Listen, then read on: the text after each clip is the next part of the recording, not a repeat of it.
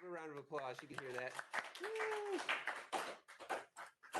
Thanks, everybody. Thanks, Chris, Sure. so much for inviting me to do this show and inviting me to give this talk. It's really nice to be here virtually with you all at St. Ambrose.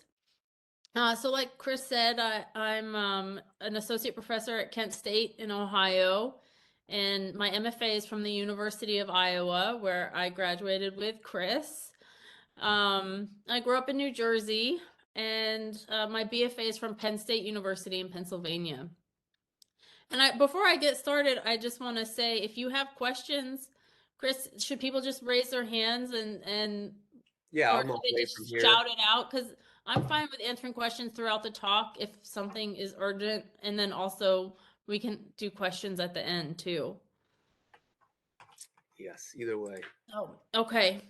So, my Oh, work. let me just say real quick before you get started. Krista was having some sound problems upstairs, so if she wants to add a question in the chat, I can read off questions from the chat if she wants to do that. So That sounds good, because I don't think I can see the chat at this moment. So okay. with the screen share. So, all right. Well, my work as an artist observes and documents my interactions with the natural world. And something I think a lot about is my perspective as a person who grew up in sort of a working class environment in New Jersey. The closest park to my house when I was growing up was an old army test site, and it was called the Deal Test Site. And I didn't think it was weird that was the closest park, that we would go over there and walk around, and there would be these like fallen down radio towers and remnants of what that landscape used to be used as. And so I never felt particularly like close to the natural world in my everyday environment. And I think that my work is this attempt to understand the natural world, but also to be honest and critical and kind of unromantic about my interactions with it and what those are really like. So to get started, I want to kind of do a fun little exercise. So would everybody just close your eyes for a minute and imagine nature? Just close your eyes and bring a picture to your mind, okay? And hold that picture in your mind for a couple of moments. All right, go ahead and open your eyes. I don't know if if I can see people raise their hands, but how many of you imagined a landscape? A few? I'm trying to see. A few people imagined a landscape? Yeah, about half. Okay. How many of you imagined an animal, like something undomesticated, like a deer? Something like that. Anybody? None. No. None? Did anybody picture like an insect or something like that? Nope. No, none. Did anybody picture themselves? No. Yeah, nobody ever pictures themselves. And I'm really curious about that. I'm really interested in that. And I'm the same way. When I think of nature, I think of a landscape that there's no people in it. And so, what is that about? Why are we outside of nature? Why are we not a part of nature in our minds? And what are the ramifications of that kind of a worldview? Are some of the questions that I think about. Oh, let's see. So I think that the way that we, interact with the natural world is often in this dominating and destructive way. And part of it is that because we don't necessarily see ourselves as part of the natural world. So nature becomes a backdrop for ourselves and not something within which we exist or something that has its own agency or something that we collaborate with. So that very idea of nature that we have, that image that you pictured, whatever that was, the idea that that's what nature is, that's a man-made idea, right? And of course, that has political and social and ecological implications. So this is a painting by Thomas Cole that's in the Metropolitan Museum of Art. And as an artist, I'm very interested in the ways in which images and art history have shaped my fantasies about what nature is and what it isn't. From the Hudson River School to early botanical engravings, I'm a printmaker, so I'm interested in, how printmaking has intersected with this idea. But art has really molded that idea of what nature is and what isn't. Art is has a big responsibility in that image that you pictured in your mind and creating what that image is. So, some of the things I'm thinking about in the intersections are fine art photography, landscape painting, landscape photography, and like I said, printmaking. So in my own work, one thing I study a lot is early botanical woodcuts and engravings. So in her book, The Insect and the Image, which is this book on the screen right now, Janice Neary coined the term specimen logic, she calls it, to refer to the framing devices that artists often used in these early woodcuts and early engravings.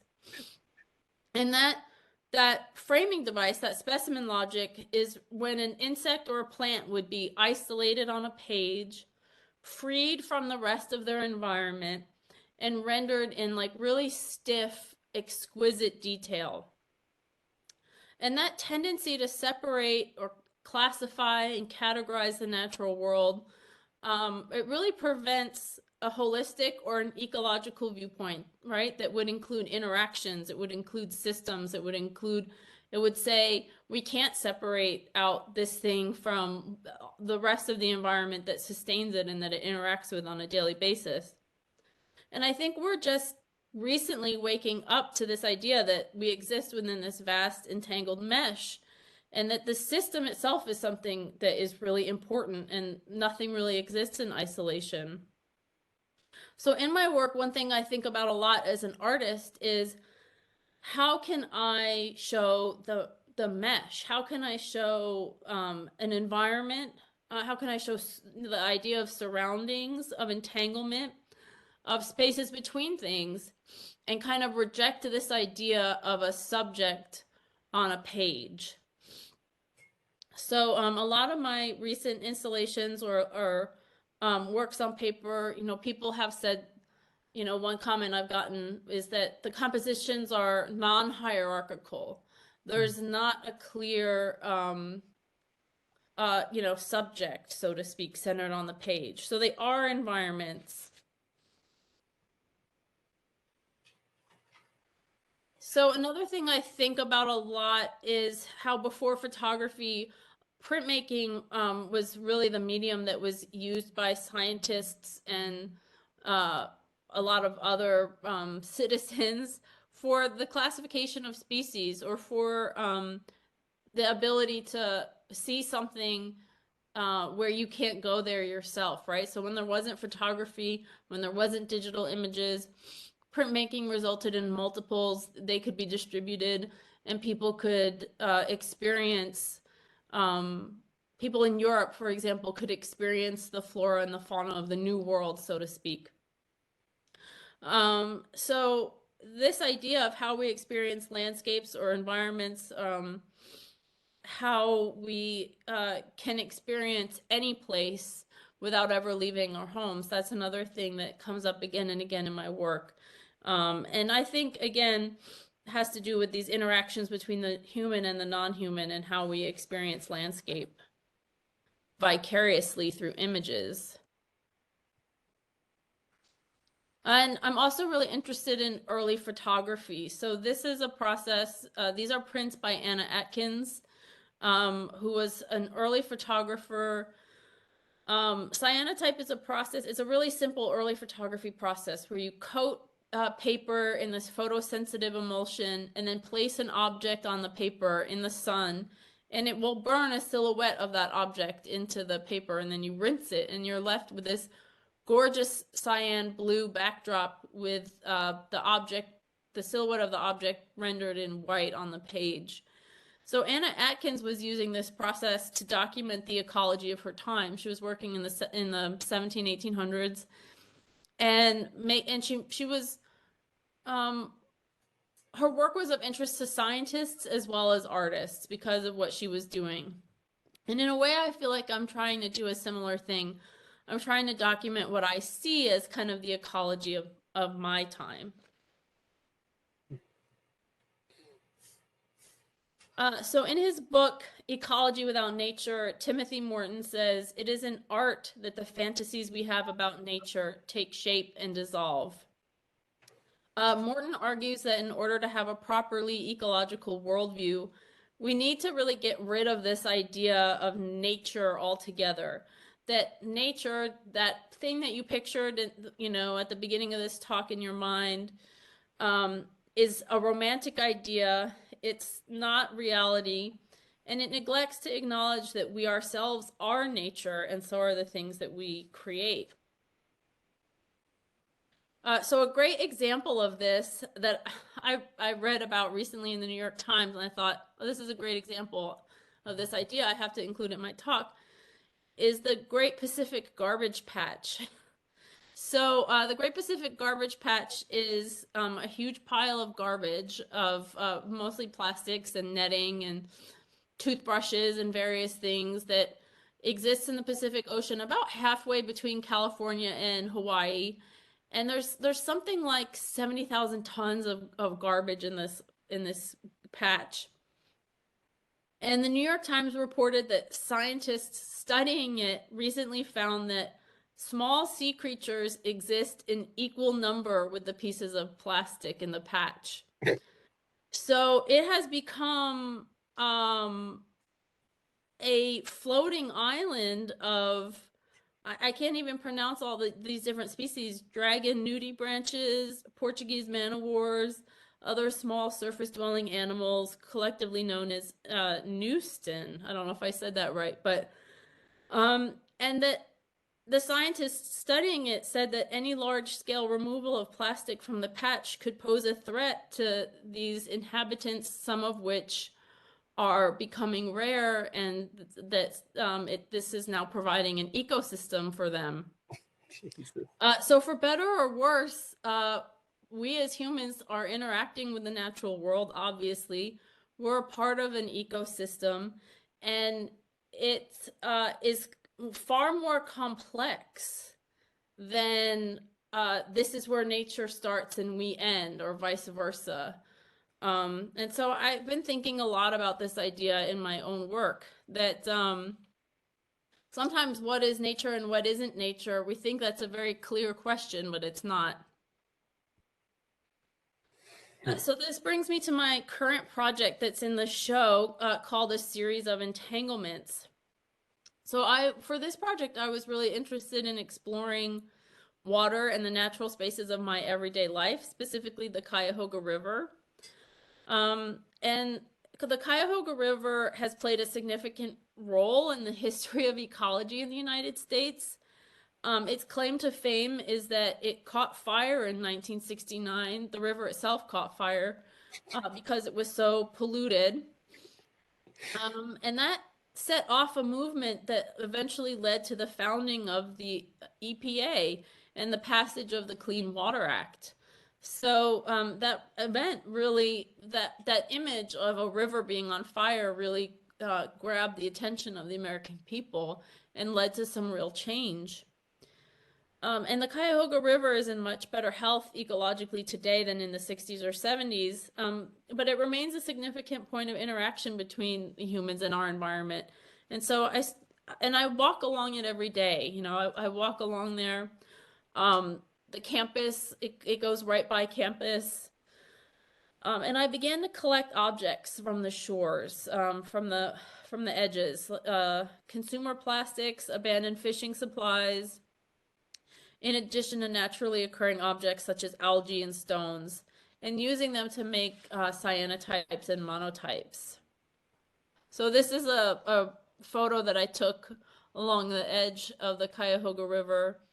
And it gives a good idea of the kind of spaces that I'm talking about. There's stones, there's leaves, there's water, there's these natural things. There's also the railroad ties. And also just formally, I'm really interested in these shallow spaces right along the edges where the water allows for this layering of objects. And you see that in the prints, right? This shallow water allows for layering of objects in space. And I try to kind of capture that feeling of that layering in the prints too. So this is my trusty assistant, my dog Bucky, who's always up for getting in the water and collecting some stuff. But you can see the plastic water bottles floating around, sticks, leaves, rocks. All right, now here we are to the work. So to make these monotypes, I started by translating the silhouettes of the objects that I had collected into stencils, very simple stencils, just the silhouettes, and layering them in different highly transparent colors. So because they're monotypes, each print is unique. I'm not making additions, and I'm making a conscious decision to try to weave together the man-made, so to speak, and the natural, without kind of jurying or, editing out like, things like styrofoam or, the uglier things that I found. I want to include that kind of stuff. So the results are what I think of as visual environments that reiterate the entanglement that I think of as being the current state of ecology, in which the human and non-human really can't be separated anymore. And yeah, trying to create a sense of shallow space. I'm also playing around with printmaker-y things that, if you know a little bit about printmaking, I'm playing around with blend rolls. I'm having fun with that. I'm playing around with the stencils. I'm doing some things like chinkole, which is basically just like a fancy way of saying collage. And I also was very interested in the rocks that I saw and the erosion netting that I saw. I'm gonna talk more about erosion later, but that was something that I started to become very interested in. So all that good 2D comp stuff I'm thinking about at the same time that I have these like kind of lofty ideas about what I'm doing as an artist, I'm also just very simply thinking about layering, space, movement, color, shape, and how I can make an interesting image. So some of the prints have more realistic colors, and others I'm pushing the color a bit to see what happens with some artificiality introduced, and trying to set up interesting color relationships. When you say realistic color, you mean like the color of the things that they were? Yes, Okay. yes. So, in this one, you can kind of see the shapes that are the rocks in the background, and that's not too far from, it's not exactly the color of the rocks, but it's not too far. But then I wanted to bring in something different with the blue, or in the last one, having a hot pink. I'm trying to kind of make formal decisions. The way I think about my ideas a lot of times is that I have my ideas when I get started, but then when I get into the print shop and I'm printing, I kind of just make formal decisions. So the idea part of it is really at the beginning, right? Where I'm deciding what this project is going to be about. I'm finding the objects, I'm curating the objects, I'm deciding I'm setting up a system for how I'm going to make the work. But then when I actually get to the press and I'm making the work, I let myself just kind of get really involved with the printmaking and the formal aspects of the work. So this is monotyping graphite. So sometimes, I'm not a very traditional printmaker. I draw on the prints at times. Like I said, I use chinkole or collage. Sometimes I use mixed media.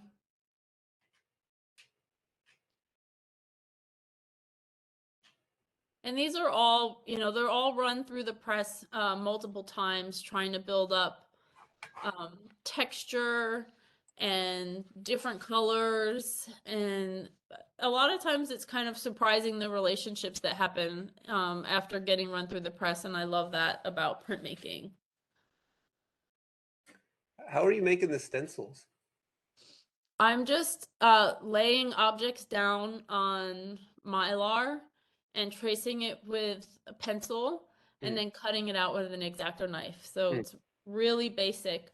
Although some of them have this netting in it, mm. this erosion netting, and I cut one erosion net about 18 by 30 by hand, and I decided no more. And I actually did have it a couple more laser cut, so you'll see those later on. But mostly by hand. Okay. So at the same time that I work on the monotypes, I'm also always working on these larger banner pieces that I have. So this installation actually started as a smaller, 22 by 30 cyanotype, that process I was talking to you about earlier that Anna Atkins used, where you just place objects on a photo sensitive paper. And I was making cyanotypes with these objects that I had collected along the Cuyahoga River. And I took this cyanotype and I scanned it in at a really high resolution and used a large format inkjet printer to print this cyanotype out at this huge scale on these rolls of Japanese style paper, which is a traditional printmaking paper. And I really love that kind of blend of a new technology with older technology, but also just that translucency of the paper, and that feeling that kind of brings it back to printmaking. And I was really interested in what would happen with the scale. Like what would happen when the silhouettes of this chunk of styrofoam was almost an architectural scale, like it becomes bigger than the viewer. So this is a close-up, and I showed this at UW, University of Wisconsin Stout, with the monotypes in a show last year. And so you can see in the cyanotype, there's at the top, there's a chunk of styrofoam, there's scraps of plastic, branches and leaves. My favorite object in here, you can't really tell where it is, but it's a Capri Sun juice box. There's like a little straw sticking out of it. And again, it goes back to that idea of trying to capture what I feel like is the ecology of my time. All right, so back to the idea of the erosion netting. So after I did all this, I started working on this series of monotypes that were inspired by the erosion netting that I saw along the Cuyahoga River, holding rocks in place along the edges of the river. Especially when the pandemic first started in 2020 and I was taking these walks along the river, I started to see the erosion netting as this attempt to slow a gradual destruction. It was like an act that was never finished, an act of protection, but that was always going to be in progress. Like we're never going to be done fighting erosion. It's always going to be there, slowly kind of eroding. So I felt like it was a metaphor for so many things, also a metaphor for trying to avoid ecological collapse, but also how I felt in the moment at the beginning of the pandemic. Mm. And so I was taking these monotypes and I laser cut the form of the erosion netting into the monotype. So this is a detail of what that looks like, and was kind of folding and crumpling them to look like the erosion netting that I had seen. And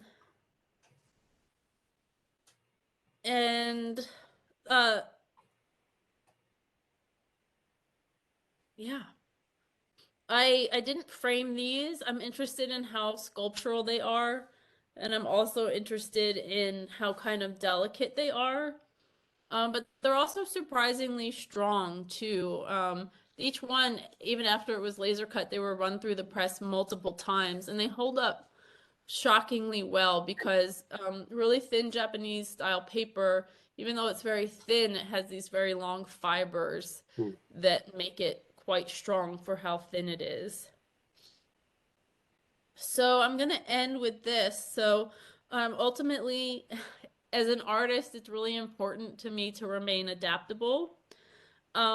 This might sound kind of flippant, but I really mean it, that in art, like ecology, it's not the strongest or the best that have the most longevity. It's the most adaptable. It's the ones that figure out how to live in the garbage patch. Um, so yeah, I'm gonna end with that. Thank you so much for being at this talk and for listening to me. And I look forward to answering your questions that will earn you bonus points. Paige. So do you sell any of your artwork, or is it all up just for display? Could you hear that? Heard about half of it. Do you like sell any of your artwork, or is it all just for display? Yes, I do sell my artwork. I work with several galleries and a couple of art advisors in Cleveland that it takes a while for me to sell a whole body of work, but this body of work that I have at St Ambrose right now, I've sold a few pieces out of this series so far. And then like my last series that I worked on for a few years before I started this one also had maybe about 15 pieces in it, and I only have 2 pieces left of that. So I mean, it takes some time, but yeah, my work has gone on into, private collectors buy it. I've had a few pieces go into hospitals lately. Um, uh, Corporate collections, I've had a few pieces, like PNC Bank. Yeah, so I guess I don't make the work with that in mind, like, oh, I'm going to sell this.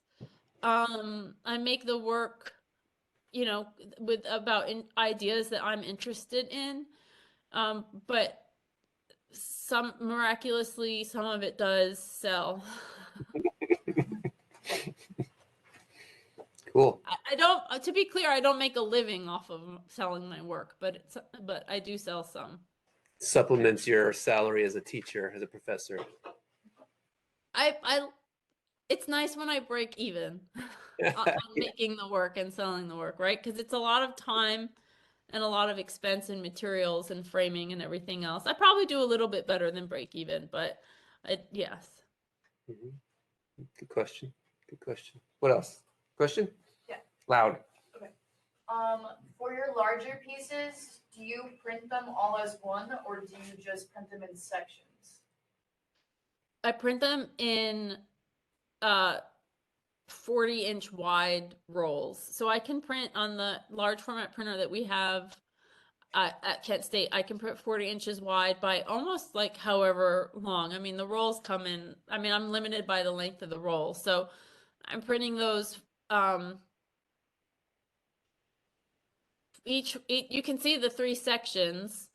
And I like to think of it as I'm kind of honest about how things are made. I think that's because I'm a printmaker, instead of wanting it to feel like, oh, there's no limitations.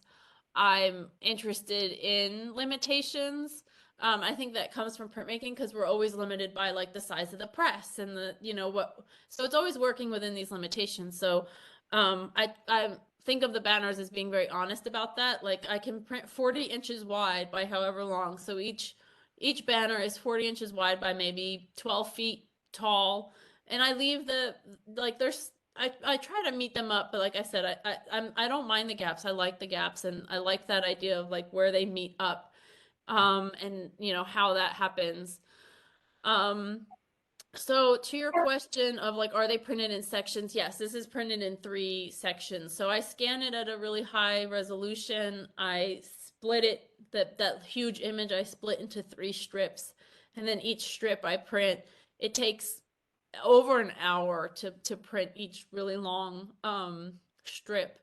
And then I fold pockets at the top and the bottom to create like the hanging device of how it all hangs, so that you don't really see how it hangs. It all just kind of looks like it just belongs there.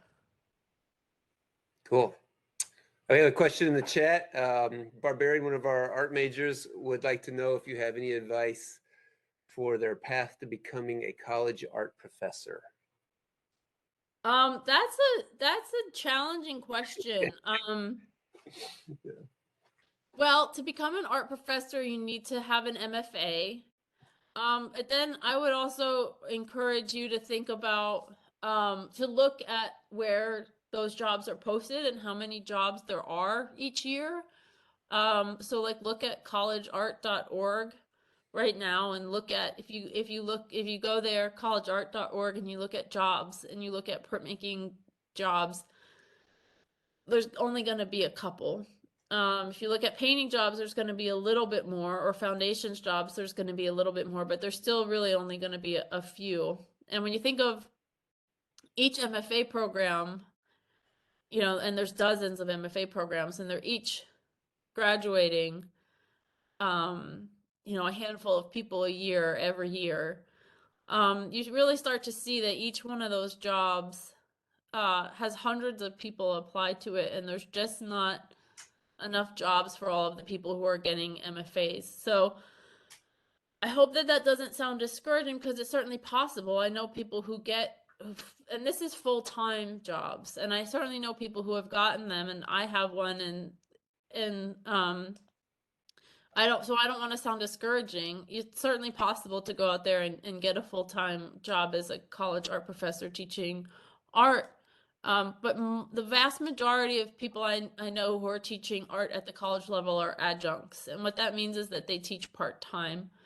And they have other ways that they supplement their income. So before you go to get your MFA and think that you're going to be a college art professor, I would really do some research on what it means to be an adjunct, what that word means, what that job is really like, and if you're okay with that.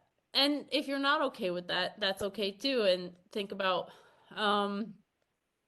what else you might want to do. And then finally, I'll say, I tell my students, if you go on to get your MFA because you want to invest in yourself as an artist, you'll never regret that, I think. But if you go on to get your MFA because you think you want to be a college art professor, that's a riskier decision, I think. And I hope that doesn't sound too disappointment. Yeah, I hope that doesn't sound like too much of a bummer, but that's the reality of the job market right now. Yeah. So we got our degrees in 2011, both of us. Is that right? Yes. 2011. So that was over a decade ago. It's already changed a lot, but those are ups and downs. It's impossible to time a market, but it does seem like it gets harder and harder. But how long were you out with your MFA before you got a full-time job? A couple of years. But I will say I know people who have been adjuncts for decades and part-time, and they're piecing it together. And they're great artists, and they fully deserve a full-time job, and they're doing the same exact work as their full-time colleagues. Mm-hmm. They're just paid a fraction of the price. So it's very problematic.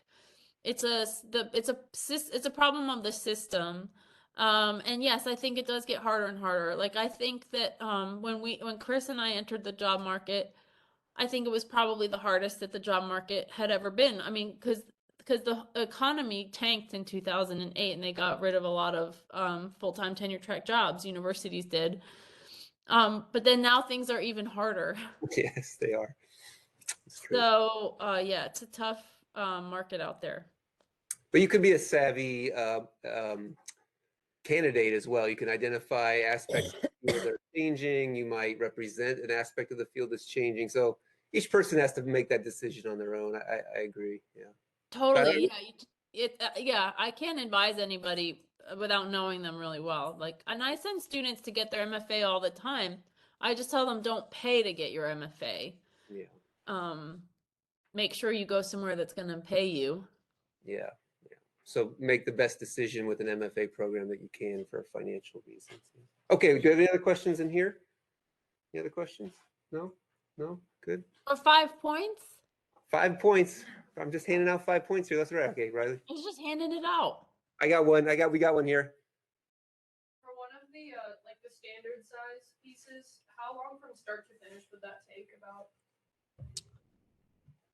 It's hard to gauge because the way that I work is like I take all these walks, I take all these photos, I collect all these objects for months. Like I started doing that in 2019, and then I started cutting out the silhouettes. I worked on that for months, and then I moved into the printing, and I work on all the prints all at the same time. So I have like 20 pieces of paper in the drying rack, and I'm like inking something up, and I'm like, oh, this would be the perfect layer to finish this one, and I pull it out. And so each one, I don't know how many hours each one takes, but as a whole, yeah, it takes me, at least a year to work on like a series like this. So just to reiterate, you're taking those pieces of Mylar, that shapes that you've cut, and you're rolling ink on the Mylar itself? Sometimes I'm rolling ink on the Mylar itself. Other times I'm inking up a piece of plexi, and then I'm putting the stencils on that, and they're blocking out a shape. So I use them as both positive and negative. So back to, like I said, everything kind of comes back to 2D comp. So Yeah. I try to use positive and negative to make the work. So each one actually is quite quick. It's not like my process is very complex or difficult, but it's hard to say exactly how much. I mean, I could finish one in a day in a couple of hours, but that's with months and months and months of like collecting objects and cutting stencils and mixing colors, and then having all this stuff ready to go, and then just the printing might happen pretty quickly, like in a day, but that's because I've done all this prep work that's happened over months. Mm-hmm. Yes, well, go ahead. How often do you do like the larger pieces? I'm always working on both at the same time. I would say about a year I make one or two of these larger banner pieces, and then a series of the smaller works on paper. They're not that small, but they're smaller. Yeah, so I'm always working on both at the same time, but definitely I wouldn't know where to put the banner works if I made them at the same pace that I made the other ones. So yeah, those are usually just like one or two a year. Good. Do you use all unique stencils for each of the pieces, or do you end up reusing some of the stencils? I definitely reuse things. Yeah. You Once you keep all make, that in a drawer. yeah, I call it my library. It's like my alphabet, and it's like, I don't know, I'm not a writer, but I think of it that way. Like that's my alphabet, and then I'm constructing these things out of like my library or out of my alphabet. So, you can make an enormous amount of new things just out of variations of things. So I think about that a lot. Yeah. Good. Anybody else? Any other questions? No?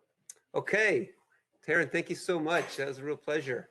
So give Taryn a round of applause. Thank you.